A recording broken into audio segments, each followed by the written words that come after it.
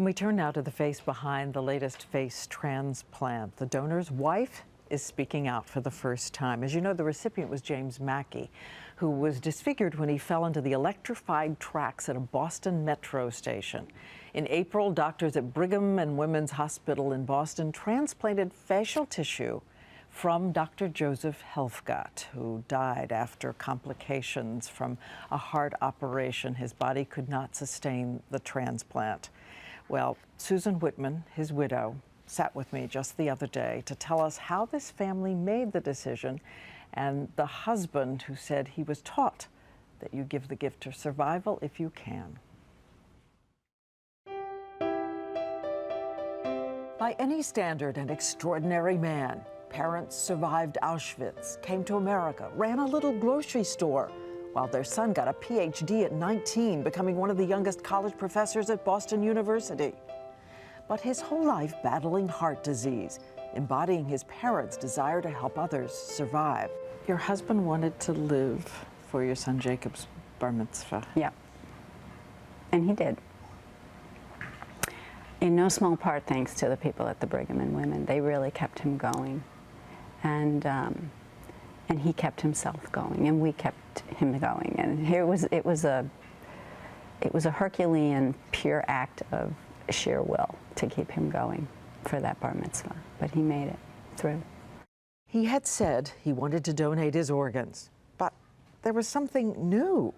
And they mentioned face? No, they did not. How did you hear about it? That came a day later. A call? No, I was at the hospital and Esther pulled me aside and said, "I'd like to ask you something else." And I knew right away it was serious, but I had no idea what it was going to be. And when she asked me, it was rather shocking. Why is it such a different emotional order of magnitude? I've thought about that a lot, and you know, I mean, as we sit here today, we're basically being filmed from the neck up, and I think this is who we are. This is how people perceive us, from the neck up. And the face is full of expression. A heart is not full of expression, so it's what identifies a human being. And what did you say to each other on that phone call with your children? We talked about what Daddy would want us to do, and that was what drove our decision. Purely, that's what drove our decision. Were you terrified to see James after his transplant? No, in fact, it was quite the opposite. I was extremely hopeful that I would meet him. When you walked up and looked at him, what did you see? I saw James Mackey. I didn't see my husband at all. Not at all. Not anything of your husband? No, not really, no. I mean, I think, obviously, the nose is probably the most identifiable aspect, because my husband had a very nice Jewish nose. It was one of his, as you can see from the picture, it identified him pretty well. Other than that, no. I think he looked just like Jim. And Jim feels he looks like Jim, and that's really important, so yeah. But Jim says he is able to grow a beard now. Oh, yes, he can. It is. It's nice. How about you personally?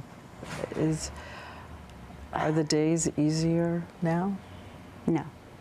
No, they won't get easier for a long time. It's very difficult. What has Jim said to you? Thank you.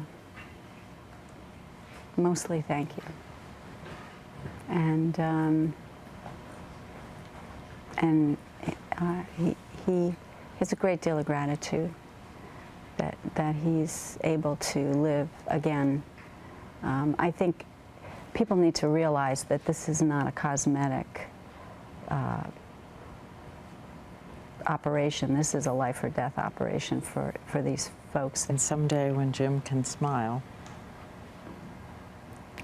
Yes, I can't wait to see that day. That will be a good day. That will be a very good day. You're welcome, Diane. Thank you. A smile that will be a gift from her husband. And she said she is sharing her story to raise awareness about organ donation, that it saves lives. And you can find out more about all that at abcnews.com.